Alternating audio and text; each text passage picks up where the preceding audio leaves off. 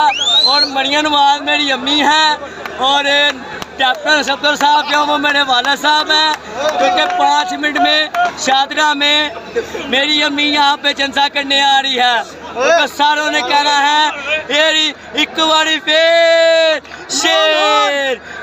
नवाज शरीफ मेरा नाना है, शहबाज शरीफ जो वो मेरा दादा है, हमदा शहबाज शरीफ मेरा मामू है। क्योंकि मेरी अम्मी मैं हर जलसे में जाता हूँ 21 तरीक नू, क्योंकि मेरे नाने ने लंदनों आना है नवाज शरीफ ने।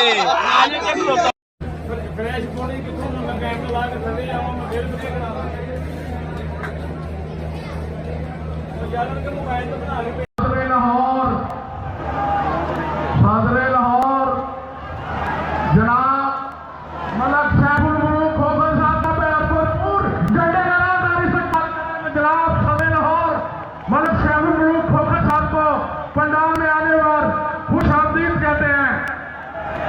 झंडे नाराज बताए मलक शहबुल मुल्क खोखर साहब को।